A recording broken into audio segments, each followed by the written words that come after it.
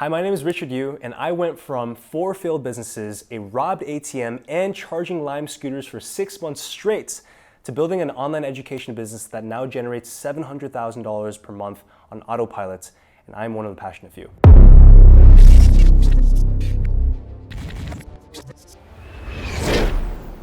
I think that Omar has this God-given special talent where he's able to extract the best golden nuggets out of anyone he ever interviews, right? And he did that absolutely today with me. I think that all the insider secrets that my mentors have passed on to me, Omar has been able to pull out. And whatever those strategies are that have led me to build a $700,000 a month business at the age of 23, I have given you guys everything. I have not held anything back.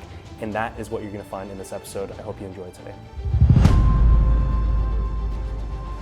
Hey guys, welcome to this very special episode of The Passionate Few. Today I am super duper excited because we sit down with somebody who's become a good friend and who was actually a fan of the show not too long ago, none other than Richard Yu. He's the CEO of Impact Clients, and at only 23 years of age has not only turned his passion into his paycheck, building a multi-million-dollar company at this stage, having generated over $700,000 in a single month, and has helped hundreds of students around the world and country turn their passions into paychecks as well. So with no further ado, please welcome Richard Yu to the show. Oh man, appreciate having me on, Omar. Absolutely, man. Thanks for being here today. Yeah.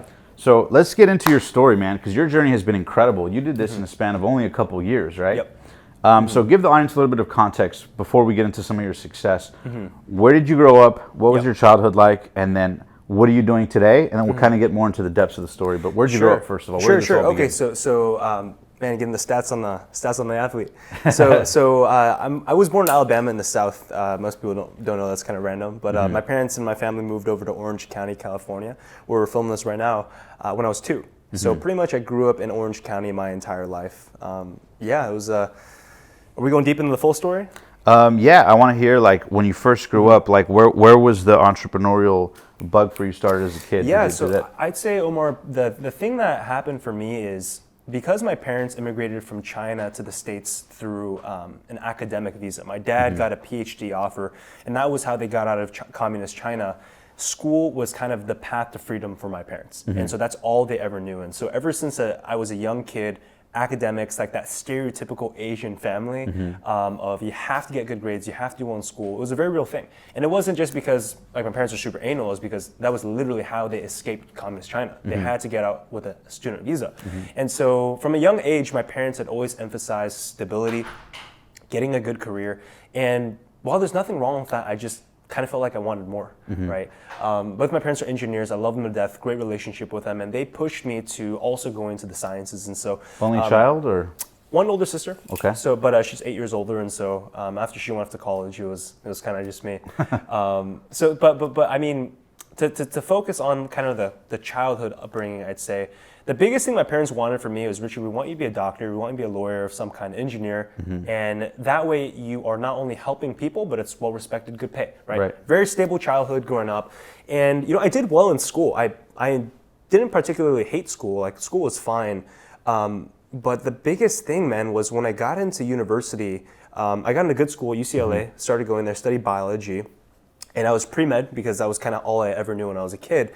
But the biggest problem, man, was as soon as I started going through classes, I realized how much I wasn't enjoying the end goal, right? And one of my mentors used to say, well, don't climb a ladder if you're not going to like the view at the top of it, right? And just because you've been climbing this ladder for your whole life, if you know the end goal 4 or 5, 10 years down the line, it's not what you want, then change a different direction. And so I went deep, man. Freshman year, I didn't even go home during winter break. I got my EMT license. I started working on a 911 response ambulance. At the age of 18, I was responding to crazy 911 emergencies on the back of an ambulance. Gunshot wounds, heart attacks, drug overdoses, all this stuff. Are you enjoying it at this time?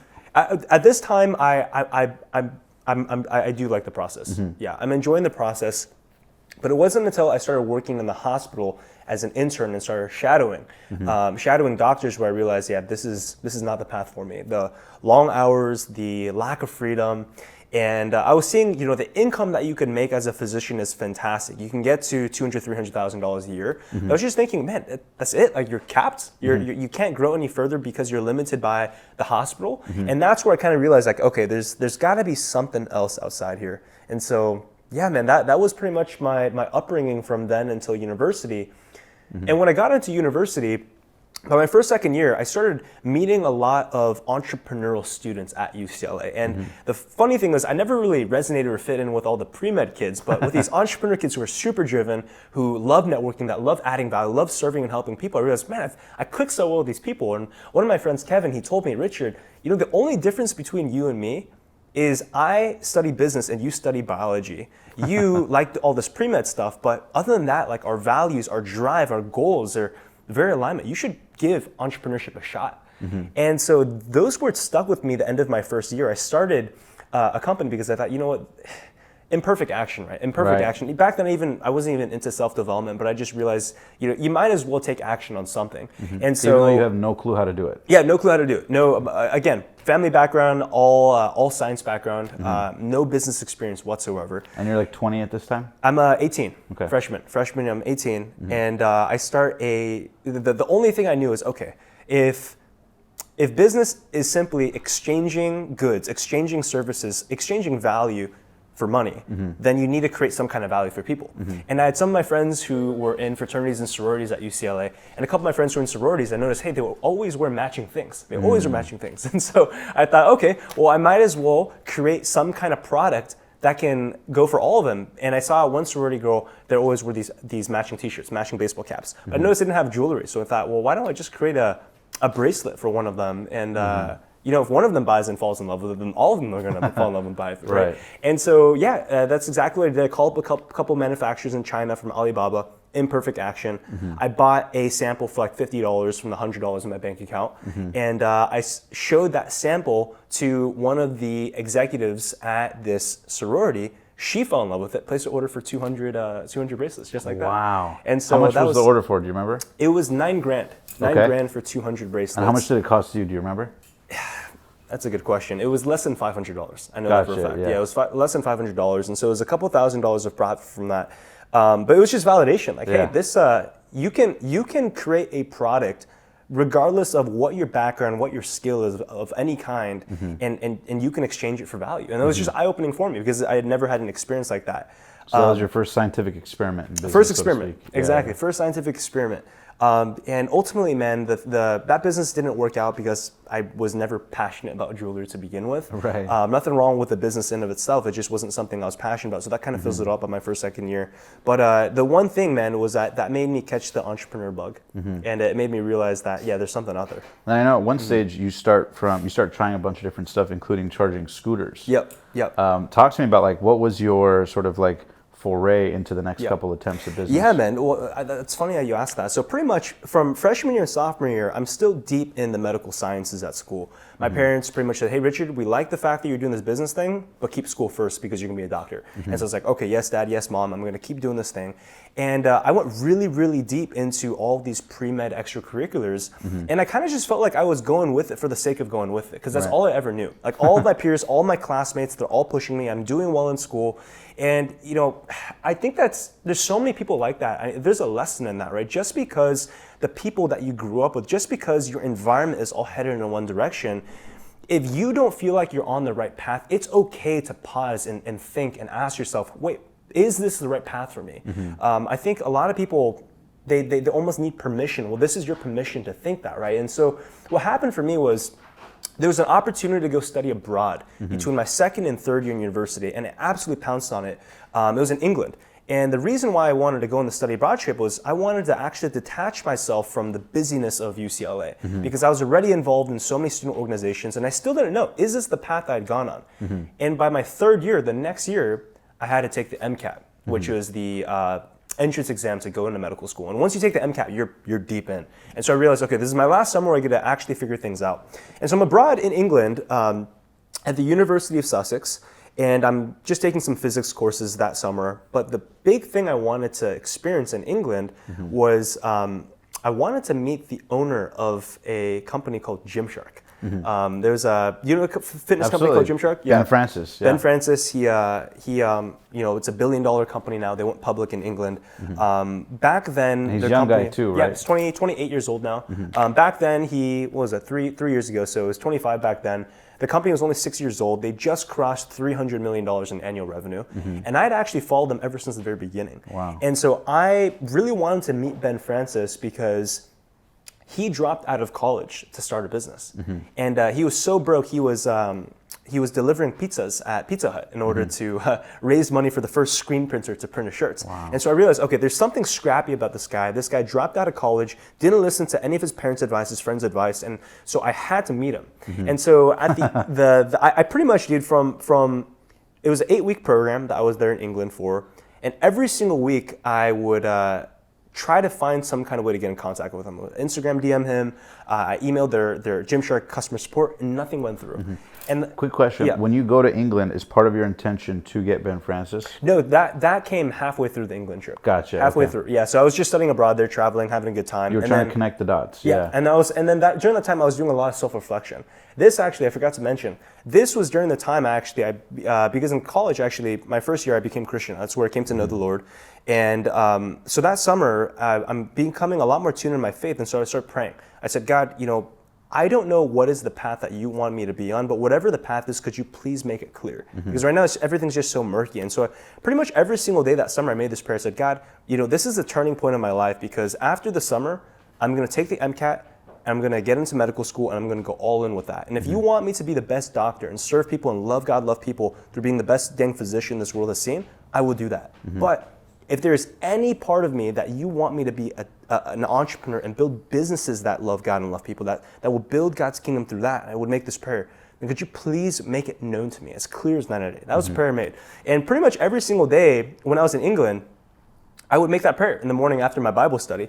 And what happened, man, was the last week in England, I kid you not, the last week in England, I just end up guessing a couple email addresses. It was like bfrancis@gymshark.com, benfrancis@gmail.com, and one of them actually, when you guess emails and it's not a valid email, it sends back as, oh man, this, what is it? It's like a do not reply, error, stuff like that. One of them actually goes through, and I was like, okay, that's cool. In the last week that I'm in England, I get an email response back, and it was Ben's personal assistant. It says, hey, thanks so much for reaching out. Unfortunately, Ben can't make it because he's going to be at offsite meetings. I immediately respond, and I try to get in contact with her, and then she pretty much just hints, look, like, we're not interested in having you come through. Like, please don't come. Right. And so I look at my bank account. I remember it was like $200 something in there. I look how far HQ is from my dorm room at the university. It was a 5-hour train ride. It was $120 round trip train ticket. I'm like, screw it, let me just buy this train ticket.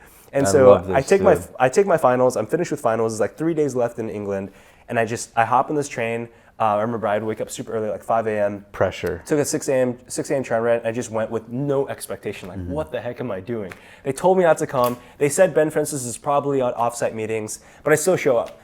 4 hours later, I get to the headquarters, super frazzled. I missed like a train or two. I was like really stressed out, and I show up in the front door, and there's this 19-year-old Asian kid huffing and puffing at the front doors of this Gymshark headquarters, and the front desk person's super confused. Like, can I help you? It's like, hi, my name's Richard. I just sat on a train for 5 hours to get here. I've been trying to get in contact with Ben for pretty much 4 or 5 weeks since I've been here in England. Yeah. I would love to meet him.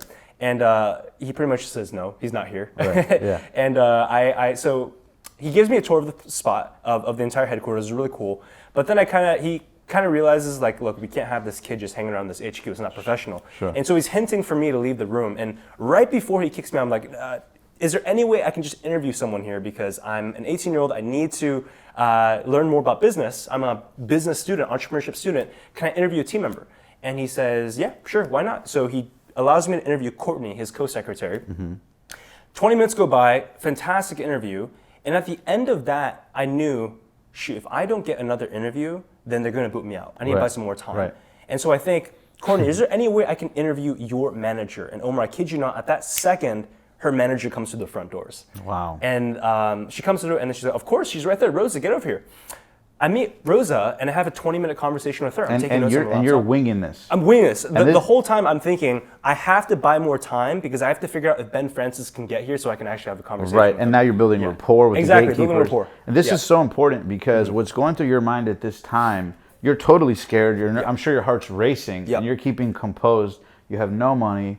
You put your pressure online, and I've done the same thing, so I recognize this.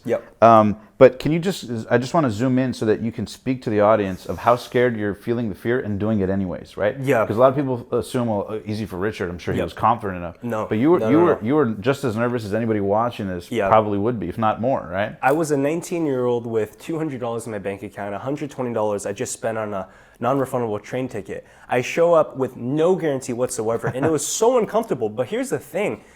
Discomfort is a sign of growth. A lot of people go to the gym and they start sweating and they get a little sore after the workout. Do they say to themselves, oh man, I had a terrible workout, I sweated?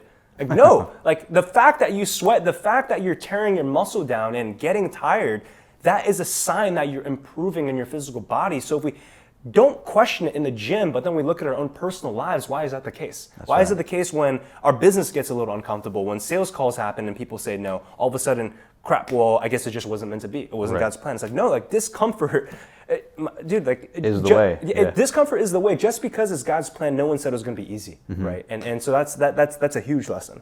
And so then you go from one interview to the next, manager one interview walks to the next, manager, and then after that, I need to buy some more time. I went from the human resources manager to the sponsorship manager, to the head of the financial department. And 3 hours in at Gymshark headquarters, word had gotten around that there is a very eager, nervous, excited 19-year-old Asian kid who took a 5-hour train ride to get to the headquarters, who's trying to interview every single person. And this person taps me on the shoulder. I turn around. This older gentleman, his 50s, is smiling. He wants to shake my hand. He says, "Hi, Richard. My name is Dave. I'm actually one of the 6 executives at this company. I'm the chief people officer, which is like he's in charge of the culture in the entire human resources department." And he says, "I've heard you've come a very long way, and I'd love to give you an interview." Like, super cool. So he invites me into their cafeteria. They had the chef go ahead and cook me the salmon lunch. I'm sitting down with one of the 6 execs. And you bet on yourself. Yeah, and I just showed up, right? I just showed up. And so I'm asking him questions, and maybe 10, 15 minutes into the interview, he just stops talking. And he says, "Richard, look," and he points behind me, and I turn around, and it's Ben Francis. He says, "That is the man that you've been looking for." He calls Ben over. He has, "Hey, yo, Ben, this kid here, Richard, has been traveling a very long way to specifically meet you. Do you have some time?" And he's like, "Yeah, I got some time." And long story short, man, I sit down with Ben. He cancels a couple of his meetings, and we go for the next 60 minutes on a one-on-one. I still have the interview recording on my phone. I ask him all these questions, and he's mentoring me. He's only he was 25, 26 when I was 19. He's only a couple years ahead of me, and. After the conversation, the biggest thing I asked them, and this is going to be really relevant to your audience, everyone watching this, is I asked them, "Ben, how did you take that risk? Like, people told you not to drop out of college. People told you that starting a apparel company is dumb." He was 18, 19 when he started the company. And his answer, I'll never forget, he said, "Richard, if I had started Gymshark and it failed, I would have just started another company.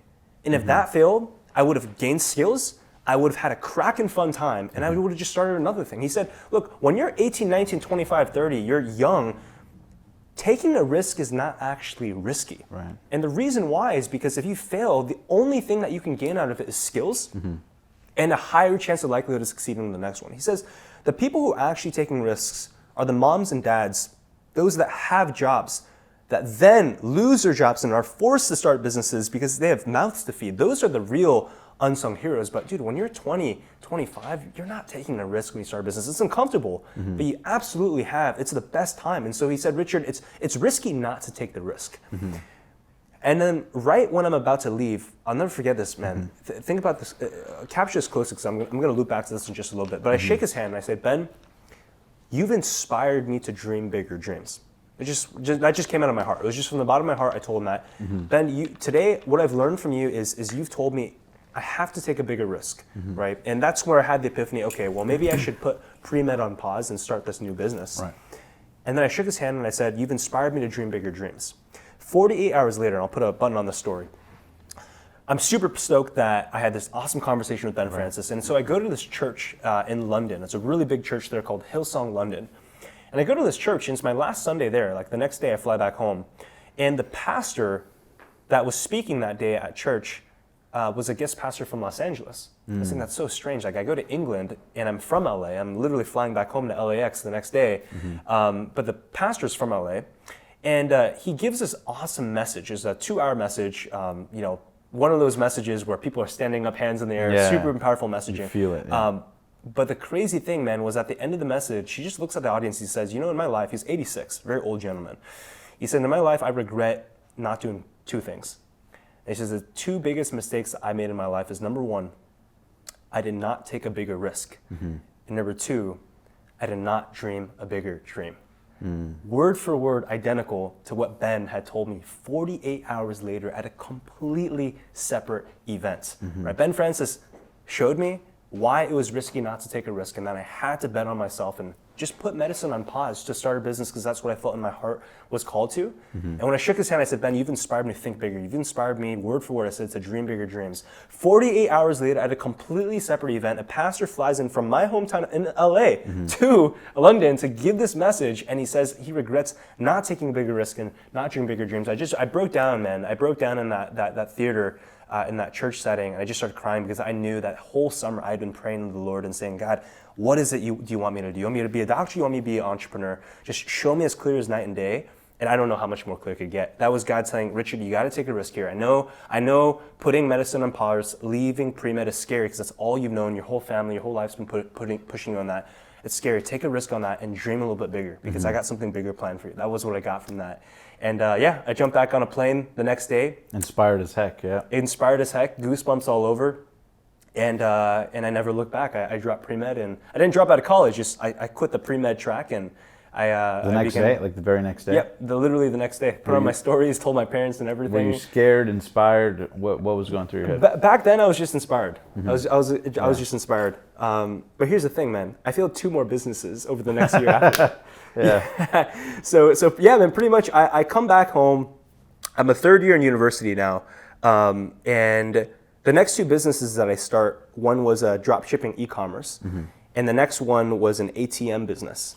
And this is actually the time. How long did you try each one before you pivoted to the next? So I was doing both at the same time, which Gotcha. actually is a major mistake because you need to focus. That's another story. That's another topic of discussion. But pretty much, I have this ATM business I'm launching. Right, you find ATMs, you place them at local businesses, and then you get paid on the transaction fee.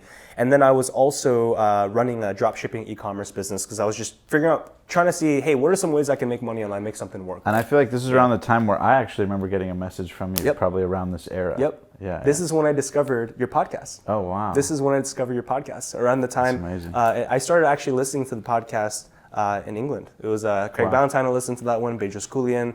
2018. Very cool, man. Yeah. So then you come back, you try the e-com stuff. Yep. What happens? I tried the e-com stuff. So 2 things happen here. The e-com stuff, I was so broke, man. With e-commerce, you have to test with Facebook ads, right? And I had so little money that I had to charge Lime scooters, like those bird scooters, Lime scooters that are up and down the streets, because you get paid $5 for every scooter you charge.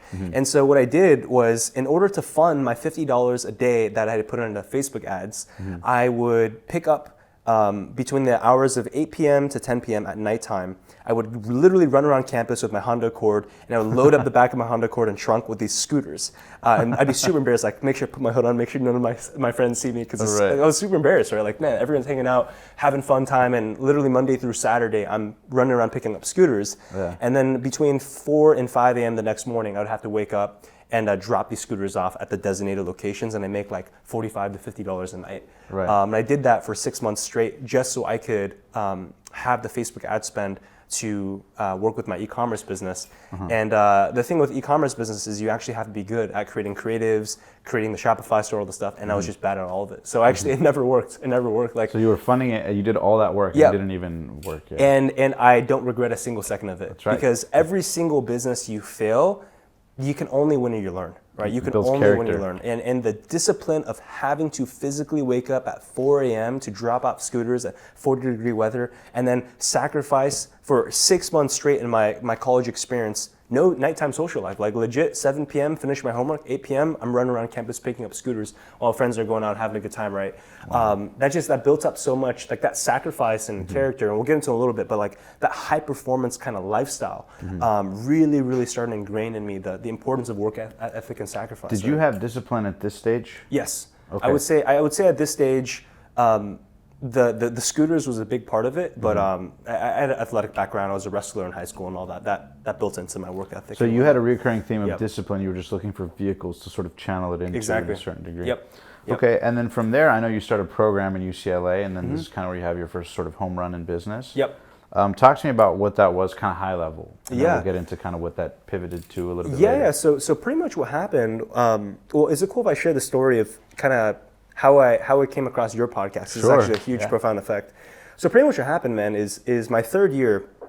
This really, really pivotal moment happened in my life, and it was the ATM machine at one of the hottest locations at UCLA. It's called Fat Sal's. This really bumping restaurant. And it was making me a lot of money. I borrowed all this money from my dad actually to put into this ATM machine because I had no money myself. And it's actually, today's December 26th is the recording date. This is December 27, 2018, exactly Wow. 3 years ago. 4 a.m. in the morning, the machine gets robbed. They my put a goodness. small explosive device, blew out the front door, stole the money, machine ruined, so thousands of dollars lost. Wow. And that night, man, I kind of just realized, like this whole time, I realized all these businesses that I started, I never had a mentor. I never had a mentor. And so I realized, man, if success leaves clues, if Tony Robbins says, you know, if you want to be successful, just find someone who's already been there, done that, and just learn from them, model after them, then I've royally failed this entire time.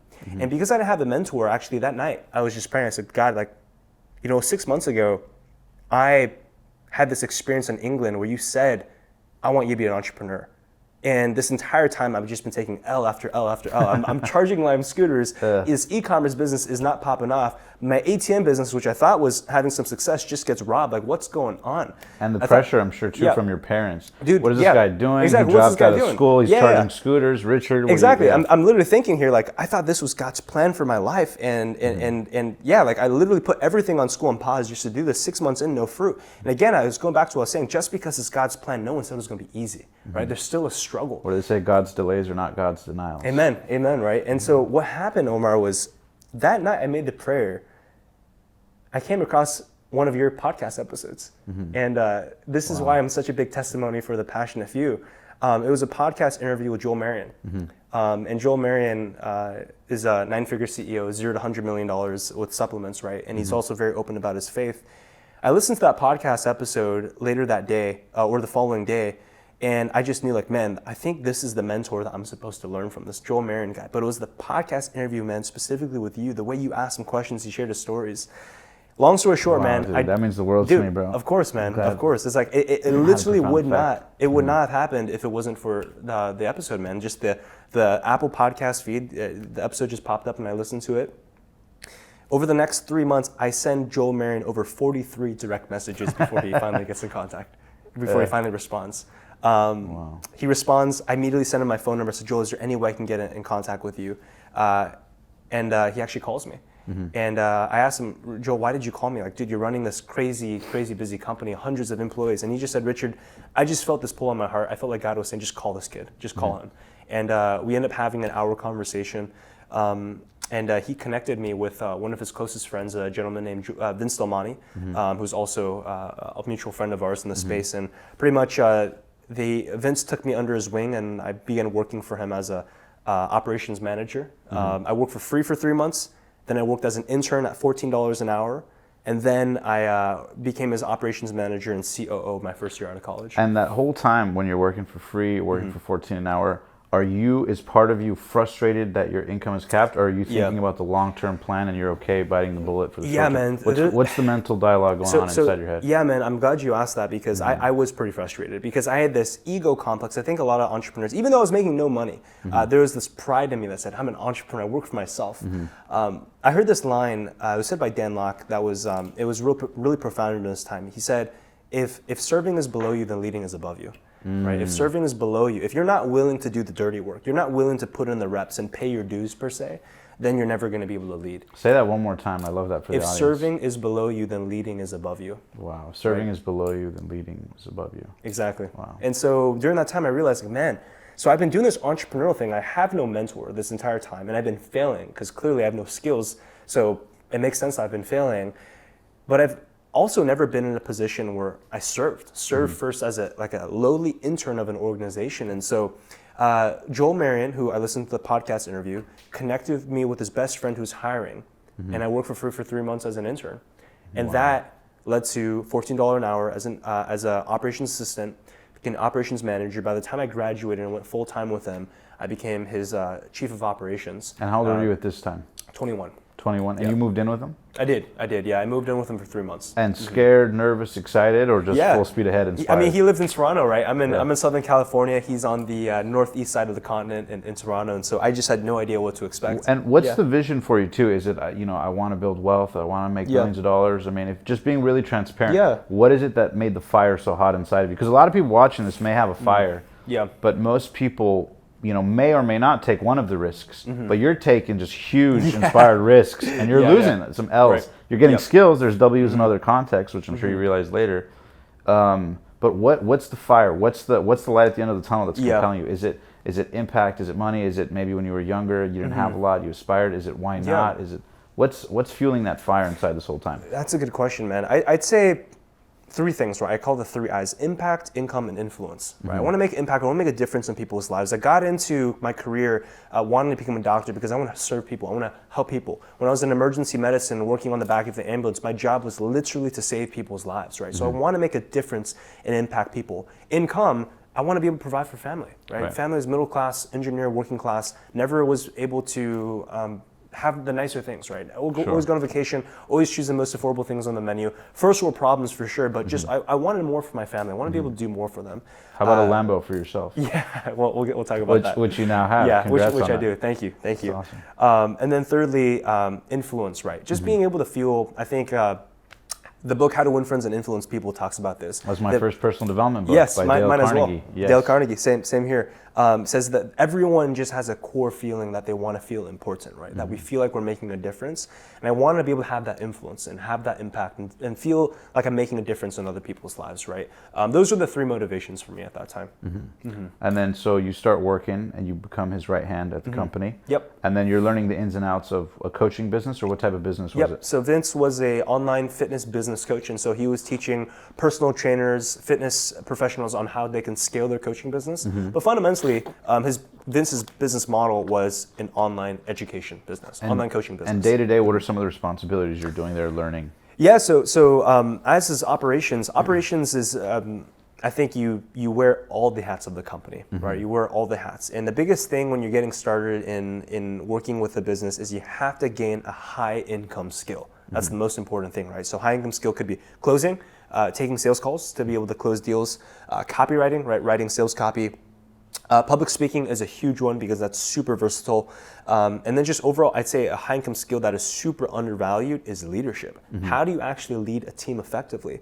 And the team size back then was about 15 to 20 people. And just being able to be a 21-year-old and delegate and deploy tasks on Monday meetings, on weekly meetings to people double my age, being able to call people out when they're falling underneath their KPI in performance, being able to solve problems and be in rooms, that was the biggest game changer for me. And it built your confidence. And built confidence, because right? you weren't doing it for your business from scratch, learning, bumping into the walls. You were entering an already existing, something that's working already. Yes. Yeah. And so you got to be a player in it without taking all the risk around it. Yeah, There's a difference between intrapreneur versus entrepreneur. Entrepreneur is the business owner who bears all the risk. Man, if you want to get started in business, be an entrepreneur first, right? Like, and be humble enough too. Yeah. Be willing to serve. Be willing to bite that bullet, swallow that entrepreneur ego, and serve for a few months. Or a few years and gain skills, build your network, right? And so that's exactly what I did. Play the long game. Play the long game. Yeah. Okay, and then from there, what happens? You come back and you're like, okay, now I know. So check this out, man. While I was interning for Vince, I gained skills. I figured out, okay, so this is how you use social media to gain clients. This is how you build a relationship with your audience, get them to trust you and see you as a perceived authority so that they're willing to pay you money for your knowledge. And it was around this time that I realized, it was my first year I graduated out of college, and I had a whole bunch of limiting beliefs, like, who am I to sell a product? Like, yeah, I see all these influencers, people who already have success. I'm working for someone who already has great success. And so, they're qualified in teaching what they can teach. But who am I to teach someone, right? And it was at a mastermind dinner, actually. It was one of the events that we were hosting. One of the higher level entrepreneurs, his name is Frank Blanc, and he pushed me. He said, hey, Richard, why don't you create your own offer? You have something that you could help other people with. And I said, what?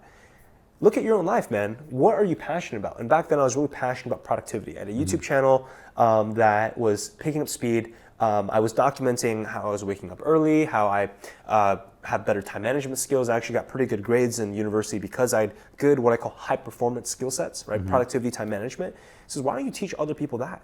And all these limiting beliefs, I said, there's no way I could do that. It's just, I mean, who am I? I'm 21, I don't have any certification. I'm not Tony Robbins, I'm not Brendan Burchard, these high level influencers. Right. But I said, trust me, man, just put an offer out there and see how it does. And so pretty much from that mentorship of Frank and Vince and a couple of other people that I was working with around the time, they helped me map out kind of a 30-day action plan where I host a live webinar at the end of these 30 days. And so I'm telling my whole audience, hey guys, I'm about to do this live presentation, and at the end of this presentation, I'm gonna pitch a product, which is gonna be a $500 productivity program. With no expectation whatsoever of what exactly is going to happen. Did you tell the audience that you were pitching a product? Yeah, I told them I'm launching a program. I just picked a random name. I said it's called the High Performance Training Program. That's what I called it. Did you tell them the price or no? No, I didn't tell them the price. Nice. This is total imperfect action. I didn't even know what the price was when I first started. Right. You didn't even know what the program was. I was like, is it going to be $997? Is it going to be $497? It's going to be some price. It's going to be some kind of value, and I'm going to teach people productivity. And literally figuring out as we go, right? And by the end of the 30 days, I have my webinar presentation ready to go. I go live. A couple hundred people are in attendance. How did you get a couple hundred people there? Was it YouTube? I had a Facebook?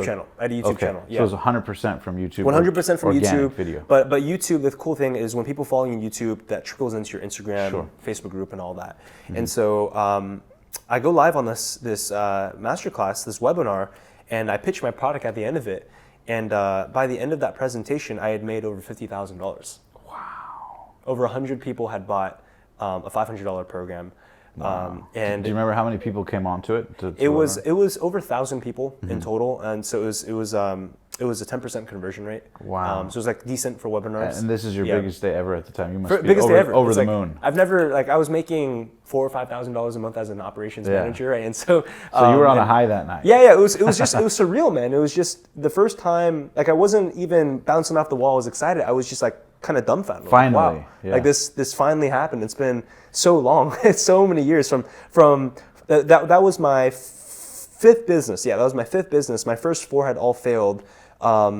Pretty much from 18 till 21, 3 years of just eating crap, right? Blank. Yes. Eating blank, and it was just really surreal to be able to see that. And month over month, it kept on picking up. I kept on putting out social media content, teaching people, feeling this is really, really important for the audience, feeling unqualified the entire time, feeling like, who am I to be able to teach productivity, but just leaning into that discomfort because I knew I had some value to offer to people. And man, that was my experience. And 8 months later, that one product had made me over $500,000. Wow. So $500,000 in that time. $500,000 in 8 months. By the end of the year, it was $600,000 by the end of year one. Wow. And so question is, obviously, since then you've done even bigger numbers of business over that in a single month. Yep. But at that first sort of home run year where things really went well, what was the difference in terms of psychology? Meaning at the end of year one, when you had cleared what you said, 500 to 600K? Yep. So, your first year, you struggle for a couple of years trying to guess stuff. You get to about $500,000, a little bit over that. Yep. Your first year. What was the difference in mindset belief when you made that $500,000 versus the Richard before he started? That's a good question. What would that version of Richard say to the younger Richard who was scared to start, knowing what he knew then? The biggest thing at that point that I learned is commit first and figure out the rest along the way, right? Like just because you don't feel like you know everything in the given moment, like at the beginning of the first 30 days, Vince said, hey, you could create an offer. How do you even structure an offer? Like, how am I qualified to make it? Okay, fine. How, where, when, just commit, what? yes, I will make an offer. I say that one line, I will make an offer next week. All right, how exactly do you make a webinar presentation? Literally, go on YouTube, search up Russell Brunson, Expert Secrets Webinar Presentation. I watch a video, 60 minutes later, I understand how to make a webinar presentation. Sure, at least to some degree. Exactly, at some degree, right? So like I think before it was, I have to figure out everything. Perfectly, and everything has to be perfect before I can even take action on something. Whereas now it was, no, just take a little bit of action. And then the second thing also is maybe it was an internal shift, it was an external thing. I had a mentor. It was the first time in my life where actually it's so simple finding success in business. I wish someone would have told me this when I was 18. My family and I went into debt paying 36 grand a year to UCLA for me to get a biology degree, when there's coaching programs out there for $3,000, $5,000, $10,000 where you can find an incredible mentor who can teach you and show you exactly what you need to do. And I just never had that. And I was like, man, like it only took me 3 years to figure out with the help of a mentor, you can make 50 grand in 30 days. Right, exactly. Right, and so that was a big thing for me. Wow. Yeah. Okay, and then after the success of that, what happens next? Yeah, so by the end of year one, so by the end of 2020, $600,000 in sales. And by the way, like I don't like mentioning numbers in like a vanity metric. It's, man, income is a reflection of impact. That's what I like to say, right? And the more money you make, the more people you help. That $500,000, $600,000 in sales was over 1,000 people's lives impacted with teaching them productivity, with helping young working professionals, university students on how to save more time, get better sleep, spend more time with family. And so that was the thing that I was the most proud of was, man, made all this money, that's incredible. But again, if we're looking for impact, influence, and income, the income and the influence is simply a reflection because there is an impact there, right? And so by the end of that first year, I have all these peers, all these friends of mine now, even people within Vince's network, people on our team asking me, yo, Richard, how did you go from a 21-year-old with no particular skill but a passion for productivity to packaging that information into an online education product and then make $500,000 with it or more than that over the next year? And all these people start asking these questions. And so by the end of that year, I realized, well, what if I created an online coaching program, an online education product that could teach other ordinary people, just like who I was, a person who just graduated out of college, other college students, other 9-to-5 working professionals, on how they could also turn their knowledge into online education products. And so at the end of that year, I pitched another product called High Performance Influencer. The first program is called High Performance Training Program. This one's called High Performance Influencer, where I was going to teach an ordinary person how they could be an influencer of people, how they could turn their skills, their passions into a profitable business as well. And man, that business, within the first 30 days,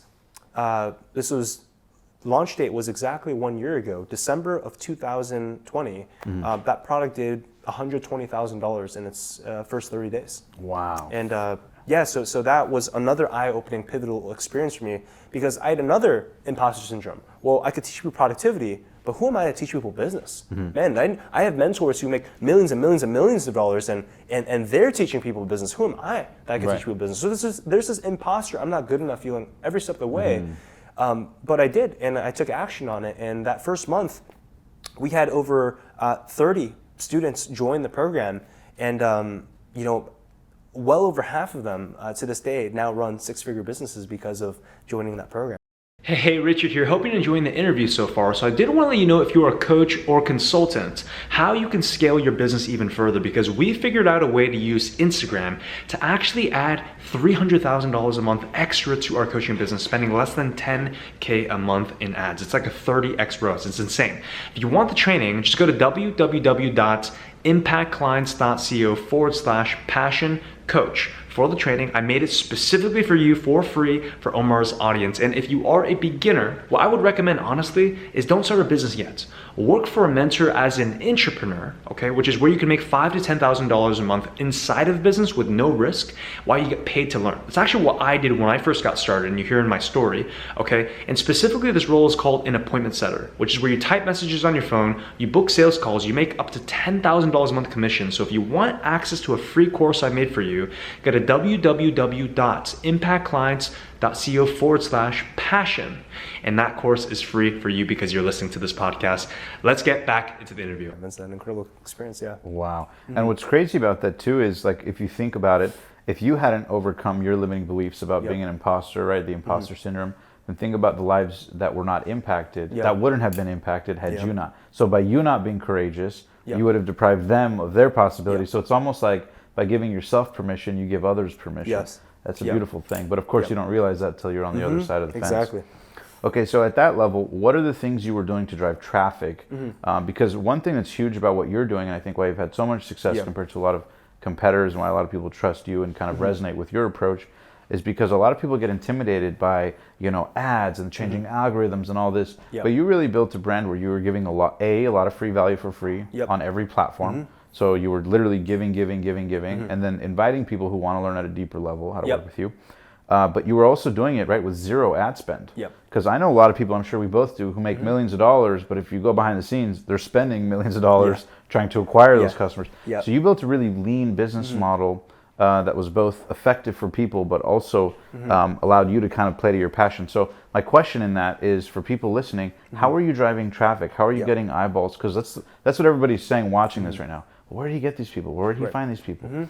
So is it all organic? What was your approach, high level? I love that, man.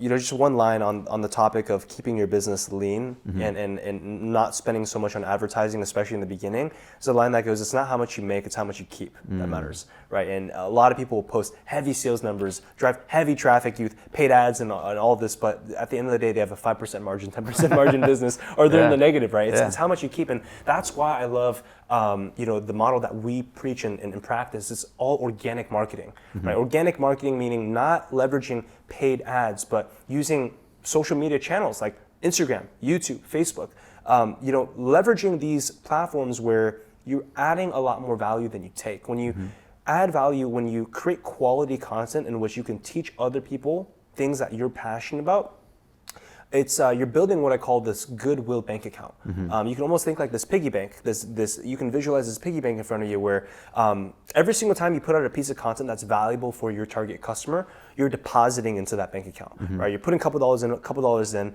and when it comes time to make a sale, you make a call to action on your social media channel, like, hey, DM me the word now if you're interested in working with me or something like that. You make a call to action. That's like making a little withdrawal, right? And so if you're always withdrawing, always making call to actions, well then your piggy bank's going to be empty. But if you're putting content day in and day out, you're pumping out videos, you're making posts, you're adding value every day, well, hey, if once a week you make a withdrawal, you're in the green. And you can always make withdrawals as long as you continue posting out good content. And so from a high level, the biggest thing that separated my business from my competitors and why we've been able to grow so quickly is because we've mastered how to leverage organic marketing. If you don't want to use ads, if you don't want the complicated funnels and the tech and just all the complications of different funnels, just leveraging simple organic marketing is what's changed the game for us. And now, we're a $700,000 a month operation, pretty much running 100% organically. Wow.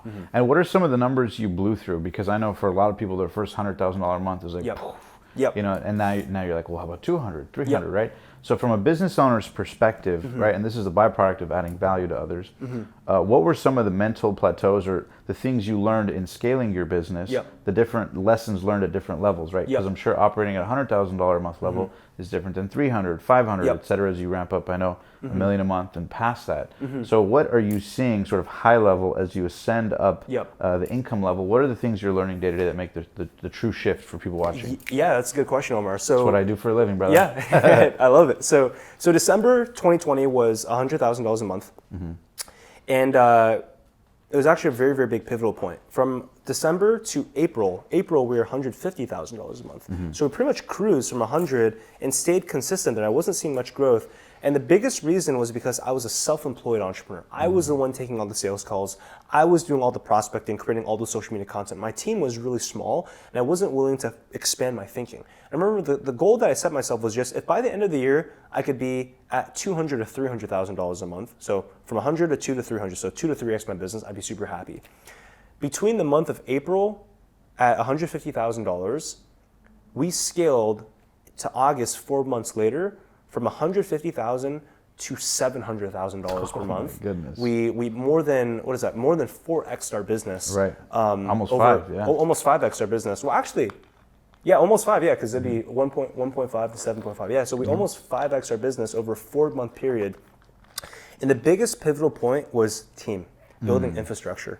At $100,000 a month, it was just yourself and maybe one or two others? It was me, and I had one virtual assistant, one operations assistant, and then one video editor. So like a team of 4 or 5 people. By the time we had hit $400,000, $500,000, and then $700,000 a month, our team had grown to over 20 team members. But it's not team in the sense of, just hire and delegate and just be irresponsible about it. It's like delegating the right activities at the right times, being able to pass on those tasks without allowing for quality control to slip, making sure that their key performance performance indicators, meaning the metrics that they have to hit, are held to a certain standard, and that when you pass the task from you to them, it doesn't slip and fall, right? Like all these little intricacies mattered, right? Which is why scaling a business is tough, right? It's really tough. What were some of the challenges with finding good people? Because I know a lot of people we've interviewed at every level, 7, 8, 9, multi-billion-dollar entrepreneurs. When I ask them, invariably, they all say the same thing, that finding quality people is way harder than sales. Yes. Like Way sales is a process, but once you master it, you can kind of get into momentum. Yep. But people is a forever game of trial and error, enhancing your system. Yep. So what are some things you learned scaling from, obviously 4 or 5 people to now a team Yep. of 20 plus? Yeah, so I'd say a couple things here. Number one, I got this advice at 100 Million Mastermind, actually. Mastermind we're both part of is, one of the speakers told me, if you ever come across an A player, like a really, really good rock star, who you realize this person could take my business to the next level, even if they have a really high premium, pay them that premium. You know what's amazing? So check this out. This is Magic Johnson, right? Yep. At this speak. So I actually asked that question. If we can actually put it in the edit and put the clip up right now. So my question is, I know Jerry Buss mentored you. What was one piece of advice, if you remember throughout your career, when you were with him, maybe when you were trying to figure out business, where like the light bulb went off for you? So the best advice I got, that's what you're looking for, was from Michael Ovitz. At that time, Michael Ovitz was the biggest agent in all of Hollywood. And he had never repped a sports figure before, so I went to him. This is crazy when we think we're so good at something, and then somebody puts us in our place. So I got a 2 o'clock meeting, so I get there at 1 o'clock. So I'm sitting in the lobby. 2 o'clock comes, he's not there yet. 3 o'clock comes, they didn't come get me. 4 o'clock comes, they finally get me. I go in, I sit down, he's over there, and he says, I heard a lot about you. I come to the Laker games, I've seen you play. But why should I represent you? I represent all the directors, the producers, the writers, the biggest movie stars in all of Hollywood. Why should I represent you? And just when I was about to answer, he said, you know what, that's okay. Nice meeting you. Damn. I came in 6'9", went out about 5'9". So I got dismissed. So I get a phone call 3 weeks later. He calls me back. He says, I done my homework on you. And people said, you're serious about becoming a businessman. Come back and see me. Went back to see him. And he said, okay, a test. What part of the newspaper do you read first? I said, well, of course the sports section. He said, wrong answer. If you want to be a businessman, you got to read the business section first. He said, I'm going to give you 10 magazines. You read them, you come back. I'm going to quiz you. You pass the quiz, I'm going to represent you. So he gave me the Wall Street Journal, all these different. Came back, took the quiz, I passed, he represented me, and he said, do you think you're the best basketball player? I said, yeah. He said, well, get the best money manager, get the best accountant, get the best lawyer. Always run with the best. If you feel you're the best, run with the best. If you don't, you're gonna pay for it later, and you're gonna have to come back and get them anyway. I said, wow. I wrote that down quick. And he was absolutely right. I remember I asked him, I said, from all the lessons you learned, being mentored by some of the best, what did you learn? And he said, if you believe you're the best, then always surround yourself with the best. Because even if you have to pay them more, it's worth it. Because if you don't, you're going to come back around and have pay more. It's going to affect you, morale of the team. So if you believe you're the best, surround yourself with the best. And they will charge you the best. Yes. They will charge you the best prices, right? To give you the best results. Yeah. And so, I'd always hired, I'd say, players that were not as high performance as myself, right? People that you were comfortable with, I was comfortable with, right? Or exactly. want to learn. Exactly. Friends, people who want to kind of be mentored by me. And there's nothing wrong with that. There's a place for those team members, but I'd never, it's called hiring up. Hiring someone who intimidates me, that I go, wow, I can learn from that person. This person could almost kind of mentor me. And the first person I hired, he's my head of client success today. His name's Coach Aaron Wang. I brought him on, and he took the business to the next level in terms of helping me remove myself from a lot of the different facets of the business, him being able to build systems, processes, almost as like a COO for my business. And a couple other team members just like that. We had a couple sales guys. Cameron, who's my lead sales guy, same exact thing. Came on, demanded a higher price point, but the work ethic, the intelligence, the decision making that they have, it's just a sharp guy, right? Just all around. Like bringing those people on was a game changer. And you know, it's interesting you say that, because one thing I've learned, and I've experienced this, is like there's two types of people, right? People that can sustain something, and then people who can grow something. Yes, that's true. And in the beginning, when you don't know it, you just are looking for people to execute on roles, Yep. not necessarily grow those roles or Right. pace your sort of talent there. Right. What I want to ask is, what's a common denominator you're finding of the best people you're hiring? Because I'm sure you notice patterns of the Yep. worst people you were hiring Yeah. and the best people. So what are common denominators that you're seeing thus far? Yeah. So a couple of things here, man. First off, you attract who you are. That's a really big one, right? Like if you make decisions from a position of scarcity, if you are selfish in your decision making, and these are, when I say all this is stuff that I've caught myself with, like mistakes I've made in the past. When I am not true to my faith, right? Not true to my faith, like I'm attracting, like there's people in my life, both in social life as well as in business, that start to come my way just like that. But when I'm high performance, when I'm locking in my routine, I'm putting out content, I'm treating customers the right way, that the people that you attract, even the way that people perceive you and how you are in your content, you attract the right kind of people. In fact, all of my team members all discovered me in some shape or form, discovering me on my organic marketing. Wow. Aaron Wang saw me because he saw one of my YouTube videos that show up on his feed.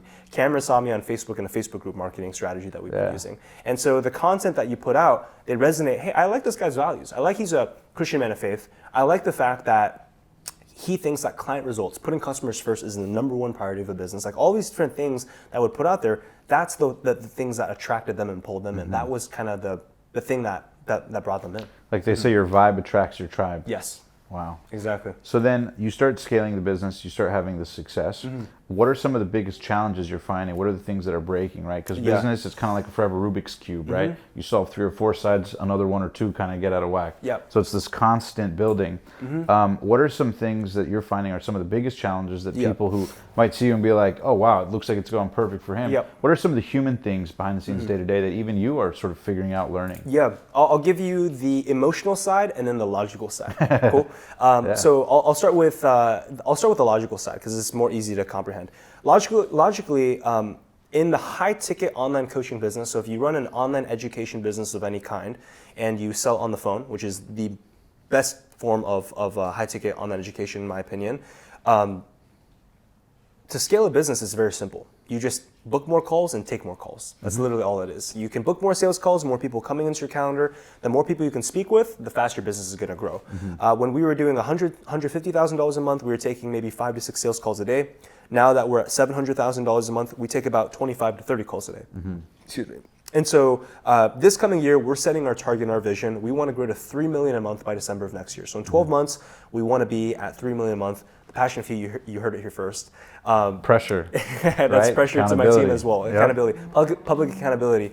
But we've calculated, look, we're at 25 to 30 calls a day right now. And we're at 700,000 a month. How many sales reps currently? 4 sales reps on our team. If we want to be doing $3 million a month, we need to scale all the way to 200 calls per day, which is going to require 34 sales reps. So I know exactly how many sales team members, what the sales structure needs to look like, how many calls we need to receive. And so the biggest bottleneck is traffic, right? How do we get that many people to book phone calls with us? So like we don't have enough people currently raising hands saying, hey, we're interested in working with you. And so we're pretty much developing all these different systems to scale booking more phone calls with our organic marketing strategies. That's pretty much the biggest thing that we're trying to solve from a logical standpoint right now. And then also scaling our phone team. Again, right now we have 4 phone closers. In order for us to actually receive 200 sales calls a day, we need 34 phone closers.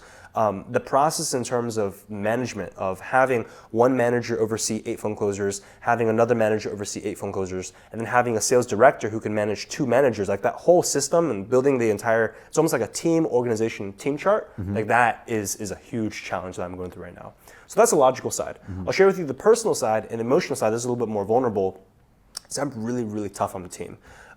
When I was growing up younger, the kind of leadership that I was put into was my wrestling coach. was just a super aggressive dude who just yelled and just throw stuff, and he'd beat you up if you weren't show up to practice. He'd yell at you, right? And so that was the kind of leadership that I responded really effectively to, like a really militant, aggressive kind of environment.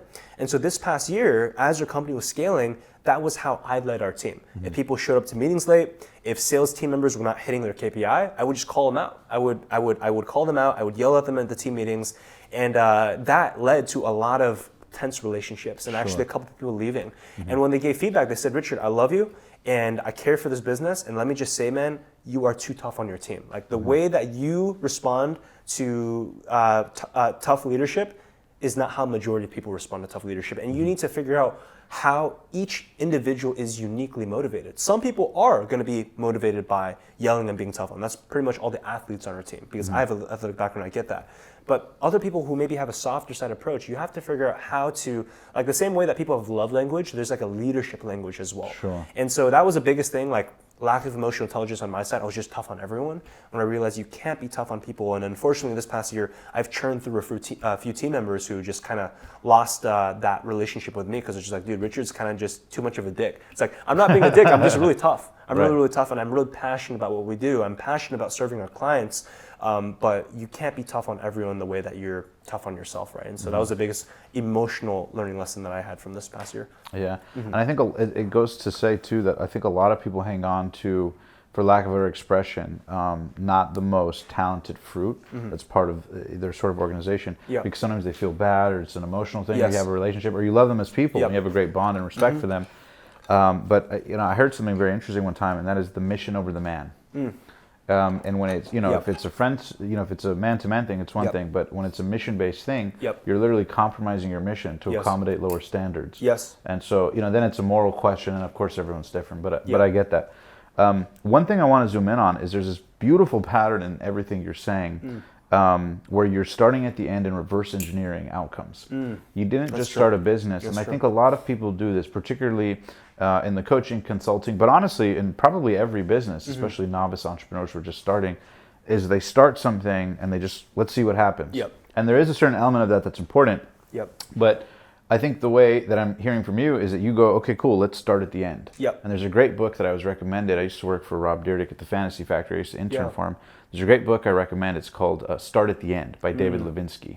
And it's all about how you reverse engineer your business, whether you want to start or get revenue to X, or you want to exit a company. And it's just like literally designing what is the outcome, and then just working towards the outcome, so you don't get lost in the emotions of the business. That's good. So my question to you with that in mind is, what advice do you have for people about how important it is to reverse engineer goals to their achievement? Like I'm sure you train hundreds of students, so you notice patterns of the ones that succeed and patterns of the ones that kind of fall short.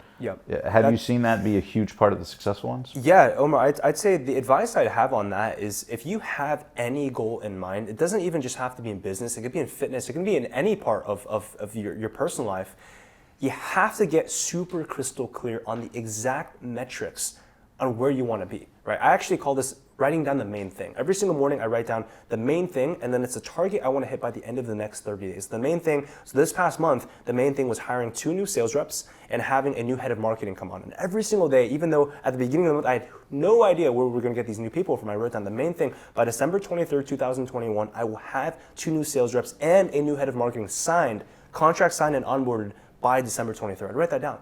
The reason why I get specific is, the more specific you are, the more likely it's going to happen, right? Because you're programming your subconscious and your daily decision making to get to that exact task and achieve that exact outcome. Otherwise, it's just not going to happen, right? If it's not clear, then you're not even clear on what are the actions you need to take in order to get there, right? And so, in business, just like we were talking about a few minutes ago, I know the exact metric of when we hit 30 calls a day, our business pumps out at the end of the 30 days $700,000 a month, like clockwork, just like that. We know what our show rate is, what our closing rate percentage, all the way down through our funnel and through our sales pipeline. We know exactly what comes out, which is why I know that when we get to 200 calls a day at 80% show rate, 35% close rate, and a $3,000 cash collected per close, we're going to get to $3 million cash collected per month on our front end product. Knowing those metrics along the way is what allows for me to dictate how many people do I need to hire, who do I need to hire, what do our processes and systems need to look like in order for it to get there. But if I didn't set those metrics to begin with and reverse engineer, then I would never be able to figure out what the actions are that we need in order to make it happen, right? So knowing your numbers per se, knowing what exactly those goals are, it's a non-negotiable. And then also too, I love that you shared that. Also too, I think it's important to be focusing on the right things, right? Because in business, especially when you're new, there's a myriad of things competing for your attention. Fires, people, issues, trying to be creative, sales, what's the offer, what are we doing, right? There's so many different things to focus on. So for you, I love that you simplify it and you go, okay, cool, what are the metrics that matter? And so you're saying for you, you just know, okay, cool, if we take care of X amount of things per day, that will ultimately lead to this, and then you rinse and repeat, and you know, okay, cool, if I want to change the outcome, I change the day-to-day formula, and then it's sort of, it gives you a little more control of the seemingly uncontrollable. Exactly, yeah. Because business is so unpredictable. You can only control what you can, right? Control what you can, cope with what you can't. And at the end of the day, as long as you can control those key metrics, in our business, it's really just sales calls and then everything that follows your sales calls. Your business can become as predictable as possible when you're in control of that. Now, I want to zoom in too on discipline, not just in the business, which we talked about, but I know personally. You moved into a household, put yourself in an uncomfortable situation. You moved from California to Texas. You live in a house with entrepreneurs who all wake up at 5 a.m. You know, I know you got the Lamborghini, right? You got the whole thing. So you've not only upgraded your lifestyle, but you've also put yourself in a situation where, for lack of a better expression, you're pressuring yourself in a good way to sort of level up. Can you talk about how important discipline has been and what you put yourself into Texas to kind of pressure you to level up? I think, I mean, everyone knows the quote, you're the average of the 5 people who spend the most time with, right? And so I'm not even going to scratch that, because if you don't know that, go look it up, because that's so crucial of your environment, right? But the quote that I live by, Omar, is how you do one thing is how you do everything. Right? How you do one little thing is how you do everything. When I was in school, a lot of people say, if you want to be an entrepreneur, drop out of school, don't do that because it's not necessary. Well, I was already in school and I was in it for the long run, so I realized I'm going to finish what I started. I'm going to treat school with excellence, even though I don't care about Chinese civilization or the frontiers of human aging, all classes I had to study. I'm going to study my butt off in these classes, show up to office hours, and get my A in these classes, because how I treat this exam is how I'm going to treat my business, right? Just because I don't care about e-commerce dropshipping and I had to go charge Lime scooters and I hate doing these things, I'm going to treat every single one of these things with excellence. At 4 a.m., I'm going to be waking up so that I can drop out these scooters, because the habits I'm learning here are going to reflect in whatever the future business is in the future. Every stage in my life, regardless of whether I like something or I don't like something, down to, man, when I was in high school, my parents making me do dishes. Well, I hate doing dishes. You know what? I'm going to make sure every dang freaking dish is clean, spotless, because that standard of excellence is how you lead your life in everything. How you do one thing is how you do everything, right? And so that kind of mentality that I've developed has carried me all the way until, as of recent, I moved into a house. And I deliberately engineered this environment. I live with my roommate Kevin, who runs a $40 million a year e-commerce business, way more wealthy, way more successful than I am. He's a couple years older than me.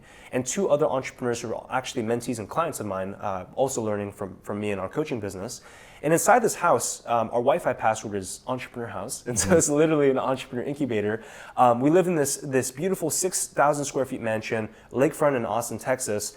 And the whole reasoning behind why we decided to do this is because we wanted to literally hold each other to a higher standard of excellence in life, right? Meaning we're all up at 5 a.m. There's one time that I was on a Saturday morning, I told John Franco, my roommate, hey man, I'm gonna be up at 5:20 in the morning, my lights are off. I hear slamming on my door, get up, who is this guy? And he's forcing me to get up.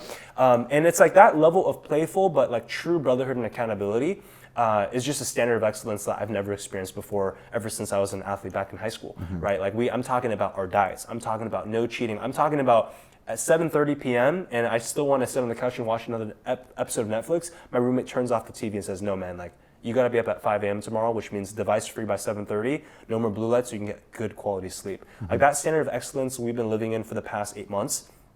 And that goes hand in hand with where our business has literally scaled from $100,000 to $700,000 a month over just a span of 8 months. This discipline, I've noticed that the harder I work, the faster my business grows. The more high performance I am, the faster that everything else grows. And so high performance and discipline is absolutely it's one of the top priorities of my life. Wow, that's powerful. And then you said you go to bed at what, 7:30, 8:30 p.m.? So device free, 7:30. And how literal are you with that? Like pretty spot on? Yeah, so we're pretty regimented with that. Yeah, so night routine is 5:30 p.m. What if there's a work issue, an email, something comes up? Things like that. The things like that are the exceptions, right? And so you know, I'd say once a week, once every 2 weeks, you know, some work fire will come up and I have to take an extra phone call at nighttime, and that's fine. Yeah. But you don't want your exceptions to turn into the norm, right? And so but no, we're very, very disciplined when it comes to bedtime, wake up time, sleep time, and all that. And then your daily routine, it's pretty incredible. I know you post videos on your Insta story. Yeah. For those that don't follow Richard, highly recommend you guys check out his Instagram stories. Always entertaining. You wake up at like 5 a.m., put your hoodie on, and that's your like no disturb time, right? That's your zone of genius, so to speak. Can you give people a rundown on your day-to-day schedule? Yeah, this is going to be super you guys are beneficial. Gonna love this. Yeah, super beneficial. I would say take everything with a grain of salt in that you don't have to implement all of these things. If there's just one thing that you get from it and you can implement, you'll become more productive. It'll make your life better, right? And so 5 a.m., alarm goes off, don't hit snooze. Hitting snooze is losing the first battle of the day. I got this from Bedros, actually, who you interviewed. He said, if you hit the snooze button, you are literally telling your body, you're telling your soul that you'd rather choose 5 more minutes of mediocre sleep than go out and live the purpose and passion that God made you in this world. Right? That's literally what you're choosing, because you're only going to get 5 more minutes of sleep. But it's the 5 more minutes of low quality sleep over all the impact, all the income, all the influence that you could have the rest of today. And so non-negotiable, that snooze button does not exist, right? I fill up a 16-ounce water bottle the night before, and so it's right by my bedstand. So as soon as the alarm goes off, I chug the water. Within 5 minutes of being conscious, I have to be in a cold shower, non-negotiable. The cold shower, there's a lot of physical benefits to it, but the greatest benefit is the physical suffering and the mental discipline you have to put yourself through. It never gets easier. It never gets easy. Like I know you interviewed Ed Milet, same exact thing, right? He says take a cold shower every morning. He's hated it every single day of his life, right? So I've been in cold showers for 5-6 years now. I've never enjoyed it. It's just, it's not an enjoyable part. I don't look forward to it. I don't look forward to the one I'm doing tomorrow morning, but I have to do it every single morning, right? And this is 7 days a week, even on vacation, the day after Christmas? This is, Sundays is the only day off. Right. Yeah, Sundays is the only day off, but yeah, I mean, tomorrow's a Monday, so we'll be doing we'll be doing a cold shower. And how important is it to honor the sleep and wake up schedule, even on not during the weekdays, right? Very important distinction. Yeah, so I learned this from Craig Ballantyne, another guest on this show, and I really, really do take this to heart, is if you want to have, and this is much easier said than done, I continue to struggle with this now, but if you want to have the highest energy levels that you've ever experienced before, it doesn't come from a supplement, it doesn't come from a workout routine or a diet, it comes from waking up and going to bed at the same time every single day. Like if you just do that one thing, man, your energy levels are going to skyrocket. And so 9 p.m. is my bedtime. That's my non-negotiable. I have to be in bed by then. 5 a.m. I'm up. So I get my 8 hours every single night. And I mean, energy levels are just sky high because of it. Nice. And then in terms of the zone of genius time, can you talk a little bit about that? Yeah, so I call it my magic time or my deep work time. So 5 a.m. after cold shower, after do the stuff in the bathroom, get dressed.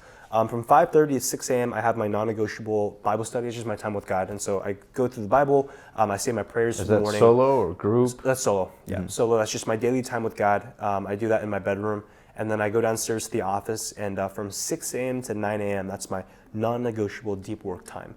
I always like to say there's a difference between working on the business versus working in the business, right? Working in the business is when you're doing things that make you money today, taking a sales call today, doing a meeting today, posting content today. Working on the business is making decisions and doing things that are going to make you money 3 months down the line. And so that's building out a standard operating procedure to train up a video editor. That is writing out a sales letter of hiring a new phone closer so that next month you have a phone closer ready to go. I work 3 hours every single day on the business, and that is what's responsible for all the growth. Everything that happens in the business that day is just responsible for making money that day. But I'd say, man, if there's anything that you get from the podcast from a productivity standpoint, if you can just work 2 to 3 hours a day on your business, whether you're a beginner just getting started or an advanced and you're already running a multiple 7-figure operation, get that non-negotiable deep work in there. And the reason why it's so good to do in the morning, because you can do deep work anytime, but from 6 to 9 a.m., that's not business hours yet. There's no one bothering you. There's no one texting me. There's no one calling me. There's no fire per se. Versus, yeah, you can block out time during the middle of the day from 1 p.m. to 3 p.m. or any time as soon as the day becomes live. But the thing is, in the back of your mind, you're already thinking about, oh shoot, that's right. I gotta get ready for that call. I gotta get ready for that team member. I gotta check my phone for a text message, right? Yeah, death by a thousand cuts. Exactly, right? It's like you can't get into the same level of focus, but when it's just the morning, it's quiet. There's nothing around. There's just that it's magical. That's why I call it the magic time. How about working out? Working out. So the biggest thing about working out is most people think it's very productive to wake up first thing in the morning and go to the gym, and that's good. That's better than no working out. But the problem is the first 2 to 3 hours of the day is when you have the highest willpower. Like objectively, you have the highest willpower during this time.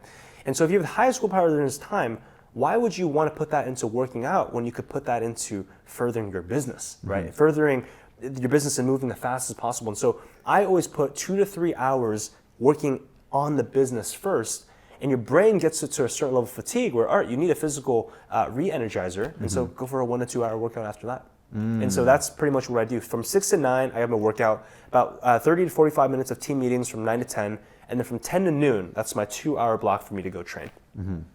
And then you just, after you train, you shower or get back to work? Shower, quick lunch break, and then from noon to the end of my day, 5 p.m., the last 5 hours a day, that's for now, I'm in the business now. So whether that's sales, team meetings, training up team members, everything that is happening inside of the business happens between 12 to 5, and then by 5 p.m., I'm winding down, preparing for my next day. And so I work pretty much from 6 to 5:30, so I got 11 hours a day. You take out the workout in the middle of it, you take out another 90 minutes. So I'm working like 9 to 10 hours a day, 6 days a week, Monday through Saturday. How do you find a sense of enjoyment personally with all this discipline? Because I'm listening to you and I love what you're saying. And I'm imagining that the audience is listening and going, holy cow, this guy's a machine. No wonder he's printing money, right? But at the same time, it's like, how are you finding fun or creating joy, a sense of adventure, right? Because there's still a human side of you. It's not a robot, right? Like you just move the time, gotta go here, gotta go here. Of course, yeah. But I'm sure you find A, an enjoyment in the discipline because fruits come. But B, how are you keeping it fun for people listening, maybe aspiring to be more disciplined, but wanting it to feel like a heaven, not necessarily a hell, right? Of So course. how do you find joy? What advice do you have for people on how to sort of enjoy the discipline or sort of enjoy the rhythm of it? I'd say, so there's a big part in, I'll answer your question by providing this analogy. So when you want to shift your diet, a lot of people find it very difficult in the beginning, especially if you had, like, let's say a diet of a lot of junk food, just food that give you a lot of high dopamine, junk food, high sugar, high processed foods, and then you start shifting over to a cleaner diet, more whole foods, less processed foods, and things like that. And what ends up happening is a lot of people in the very beginning when they're eating foods like this, they just don't like the taste of it. What actually happens is there's a behavior modification that happens a few months down the line where you actually begin to enjoy eating these kinds of foods, right? And then when you go back to eating the fast foods, you realize, oh my gosh, this stuff actually tastes terrible. Like it makes my body feel weird, my skin's breaking out, all this stuff. My energy's lower. My energy's lower, everything, right? And you actually begin to dislike all the bad foods. And so what happens, like how did that happen, was you actually fall in love with the process of eating cleaner foods. And it's the same thing when it comes into your discipline. Because what happens is in the very beginning, waking up early, not hitting the snooze button, it sucks. Objectively, it sucks. Taking a cold shower, well, to this day, it still sucks, right? But the thing is, as you go through this process and you begin to see the benefits, like, holy crap, like after these 3 hours of deep work, I have literally gotten more done today than what last week I got done over the course of 3 or 4 days, right? You start to literally see the benefits and the direct improvements within your life.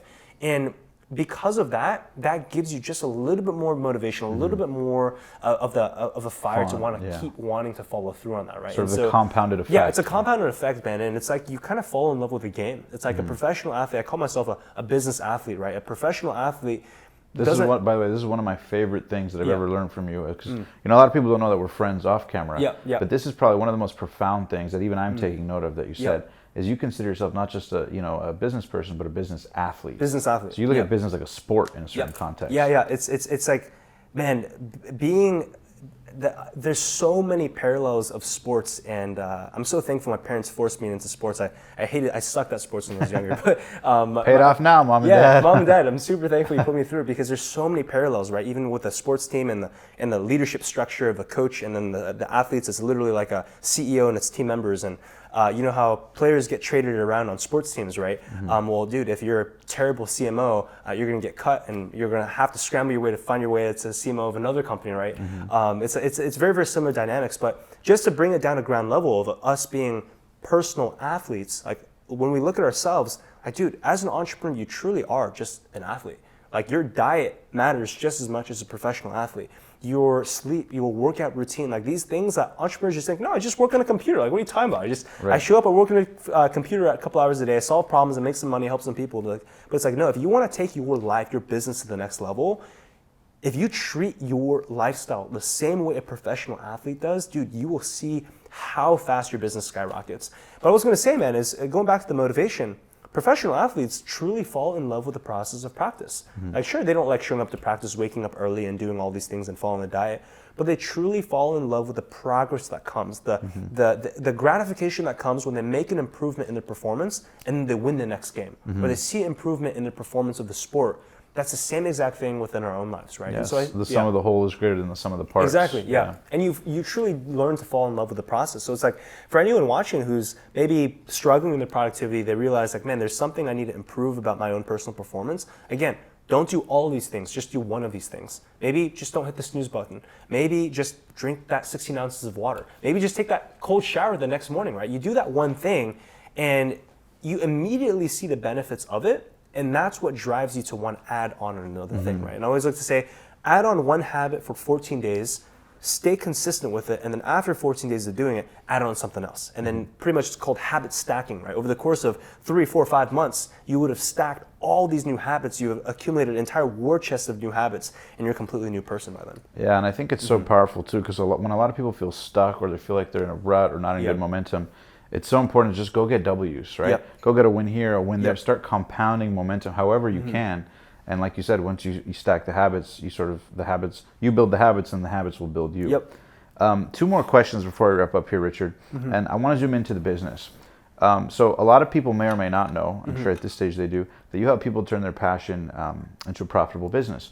And so you've worked with people from all sorts of niches and industries who otherwise wouldn't think that like something like playing video games, right, or something that they enjoy could actually be a profitable business that could generate tens of thousands of dollars, potentially hundreds of thousands of dollars, potentially even more.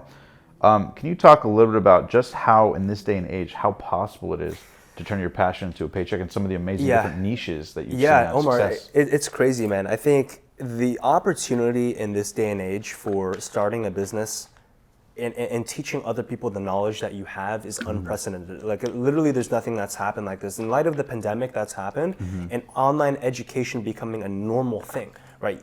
The fact that top universities, I went to UCLA, you look at Harvard, Stanford, like literally world-class universities now taking their schools online because you can't meet in person. It is completely normalized learning things online.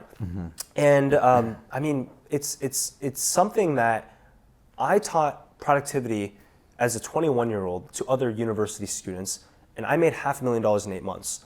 We have one student inside of a program. His name is Lucas. He's a second year in university right now. He was really passionate about a video game called Rocket League. I don't play any video games, but apparently it's a pretty popular video game. Right. And inside of our program, he now makes over $100,000 per month selling a $1,000 coaching program to other 18, 19, 20-year-olds who are passionate about improving their Rocket League skill set. Wow. We have another guy in our program. I'm just mentioning young people because I really want to open people's eyes to the fact that just because you're young, it doesn't mean you can't succeed, right? Because I think a lot of people think age is a limiting factor. Caden, a senior in high school who's 18, he figured out how to resell sneakers. Like, how do you make a couple extra bucks reselling sneakers? I think he was making like an extra $1,000, $2,000 a month selling, like Nike sneakers. We helped them package that into an online education program, teaching other people how they can make money reselling sneakers. And last month, man, as an 18-year-old kid, he's a senior in high school. He's not going to college because of this. He just made $200,000 in the month of November with a $4,000 coaching program teaching other people how to resell sneakers. My roommate, John Franco, 20 years old, also left university. I'm not saying leave university. They decided because they just realized this is just so much more fulfilling for them. He figured out in high school how to stop watching pornography, right? And that's a huge problem, something I struggled with for years. Majority of people do. majority of guys, especially young men, struggle with this. He figured a way to stop watching porn. We helped him package that into an online education program, and he now makes about $300,000 a year teaching other young men how to quit watching porn. And so the crazy thing here is it doesn't matter what the skill set is that you have. If you're passionate about something, just look deep inside your life. One of the first exercises we have people do when they join our coaching program is we say, text 5 of your closest friends and family members and say, hey, what are some things that you think of me? When you think of my name, what are some things that you think I stand out for? And if you just do that simple exercise, you'll realize that, hey, everyone has a particular passion, whether you're really good at playing guitar, whether you're really good at public speaking, whether maybe you had a really abusive relationship in the past and you figured out how to mend relationships, right? Any of these things can be turned into a very, very profitable and impactful 6 to 7 figure online business. And Omar, the thing I love the most about this online education business model is with a lot of businesses, like e-commerce, where you're selling physical products, or flipping shoes, or trading and stocks and Amazon and all these other business models. There's nothing wrong with these business models, but the thing that separates the online education business model from all of them is on the other side of a sale is a life being changed. It's a transformation that actually happens. When someone buys your $1,000, $2,000 coaching program, whatever it is, with anything that you're teaching, you're actually changing someone's life. That's the most beautiful part about it. John Franco with the How to Quit Porn offer. Man, every single $1,000, no, it's a $1,500 program that he has, an 8-week $1,500 program, as literally a guy who's struggling with social anxiety, struggling with porn, who couldn't talk to girls, had no confidence, who's able to break free from that chain of addiction because of this coaching program. For Caden, who's teaching other people how to resell shoes, man, for him, he's helping people create income streams by teaching people how to flip shoes. Even Lucas, who's making 6 figures a month playing video games, like, heck, video games isn't changing people's life, but he's bringing people joy by teaching them how to improve in a video game that genuinely brings joy into their lives, right? And that just blows my mind. You can make 6 figures a month teaching people how to play video games, right? But that just goes to show you that if you're passionate about anything, you can turn that into an online education business where you can make not only a lot of income, but also a lot of impact. Wow, that's beautifully put. What are some other niches you've seen that were kind of interesting off top? Interesting niches. We had a nurse, Daniel Tran, in our program, last month he did $40,000 in sales. He specifically teaches nurses how to improve their personal finance. Like just nurses. And that was super niche. Yeah. So how do you recommend people test niches? Just high level. Yeah. Thoughts on how to approach a niche, how to test niches? Yeah. I think number one, you have to ask yourself, okay, first and foremost, what is your own personal transformation? Right? What is some problem that you yourself have solved within your own life? Because when you've solved the problem in your own life and you put that out there and you make content on it, that is the most genuine, raw, authentic kind of problem you're going to be able to solve, because you're speaking from your own story, right? And also that's going to be the thing that you're the most you're the most qualified for, because you've solved the problem yourself. From there, in terms of beta testing, I mean, we have a challenge inside of our program. It's called the 10K and 30-day challenge. That's where on average our clients, regardless of skill, background, age, they're able to go from $0 to $10,000 in sales in the first 30 to 45 days. The 10K and 30-day challenge roadmap, from a high level, really, is posting on your social media content and just asking people to jump on the phone with you, to speak for a quick 30, 45 minutes, and then following a consultative sales script, you're able to extract their problems and figure out what are the pain points that they have. And then you should have an offer, a high ticket offer, and what I like to call high ticket is anything over the $1,000, $1,500 range. And for most products, whether that's health, wealth, or relationships, you can charge $1,000 to $1,500. You can enroll people at that price point. And really, the math is simple. If you have a $1,000 product, over the course of 30 days, you just simply need to enroll 10 people over the course of a month, or 2 to 3 clients, 2.5 clients a week, 2 to 3 clients a week.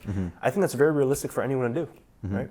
And when the way you teach them is essentially create value through an organic structure, you channel that traffic into a way that they can connect with you, and then to a sale, right? High level, that's sort of the nuance of how to sort of build value organically without wasting money on ads. Yes. Very cool, man. So last question I have for you, Richard, is, you know, at this stage you built a multi-million-dollar business. You've turned your passion into a paycheck, a couple of them, and you've helped people around the world.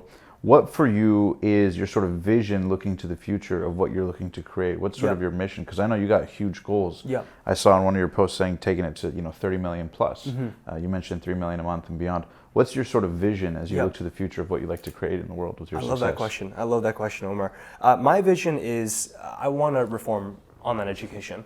I think there's nothing wrong with traditional education in the sense that if you want to become a doctor, a lawyer, an engineer, you have to go through traditional education because that's just the way that society is run. But the thing that is really broken in society is so many people just go to university, go to community college, transfer to a 4-year, and spend tens of thousands of dollars and go into so much student debt because they just don't know what they want to do with their life. And maybe they want to make some side money, maybe they want to provide for the family, but they don't realize that maybe getting a degree that says you graduate economics is not the way to go, and it's not worth the $60,000, $80,000, $100,000 for that piece of paper. And so I want to be able to create an alternative university, our university called Impact Clients University, where we can teach any ordinary person, I don't care whether you're a college student, 9 to 5, or you retired last year, any person of any background on how they can start an impactful online education business. We want to be able to empower people to turn their passions into profits and really change people's lives.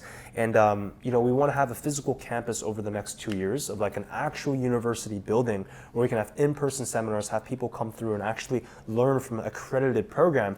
And eventually, the vision is to be able to partner with top-tier universities to be able to approach UCLA, approach Stanford, approach Harvard and say, look, if you have students that want to become doctors and lawyers, fantastic. Put them through your education, your engineering program, your medical science, your biology programs. But if you have people who are actually passionate about entrepreneurship and business, put them through our program. And we'll create partnerships and foundations with all these major universities.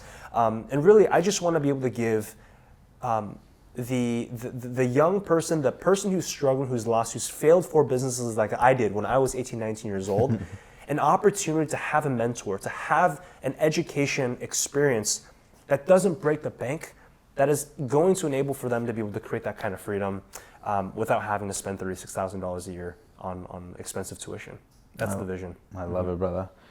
Well, Richard, thank you so much for hopping on, man. Where can people find out more about you if they want to get in touch, follow you on social media, YouTube? Where can people find you? Yeah, the best place to serve as of right now is going to be my Instagram. That's at Richard Uzee. That's Richard Yuzee.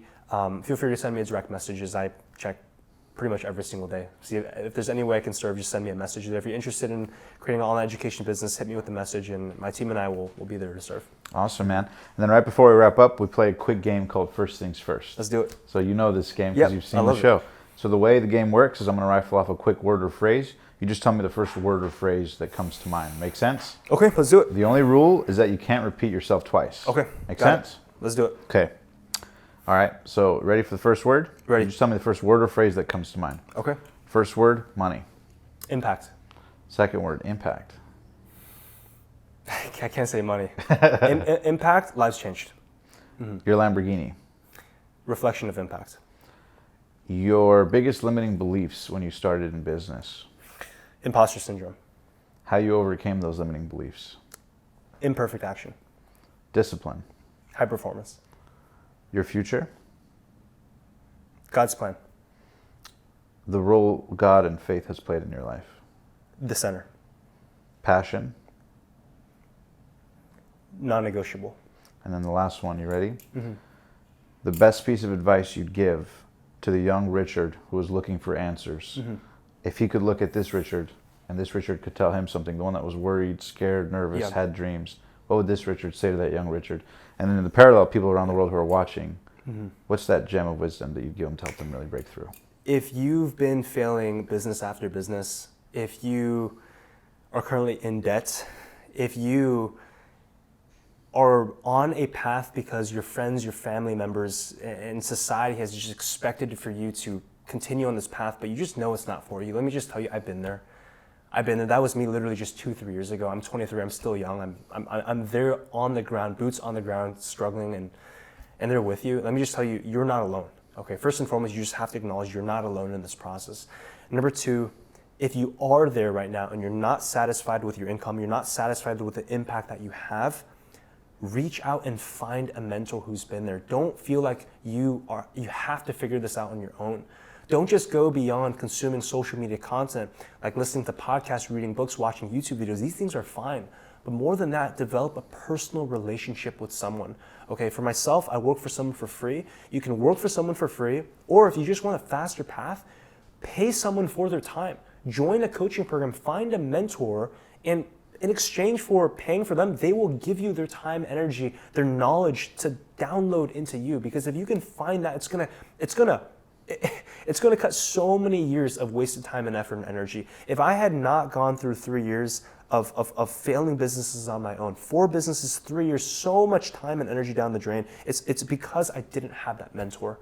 So take it from me, go out, find a mentor. That mentor, if it's me, if it's Omar, send us a DM, send us a message on Instagram, and literally take action on the advice that we give you, and you will be light years ahead of where we could have ever been.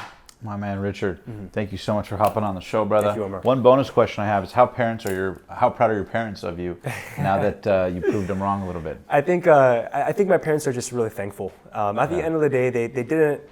It wasn't Richard needs to be a doctor because we want to control his life. It's Richard should be a doctor because we want him to be able to be stable and have a good life, right? And so for them to be able to see me make more money, more impact than I ever could as a doctor, I think they're strong people of faith. They say, glory to God. We're thankful that God has his plan for him. And we're thankful that Richard didn't listen to our advice. Amen. So Mom, Dad, I love you. Yeah. Well, guys, thank you so much for listening to this incredible interview with Richard. As always, I want to encourage you guys to live strong, live with passion, go chase those dreams. And also, remember, you can follow Richard or myself, check out any of our programs, Facebook group, get in touch, book a call with us. You can find out more information in the description below. But until next time, live strong, live with passion, and we'll see you in the next inspiring interview.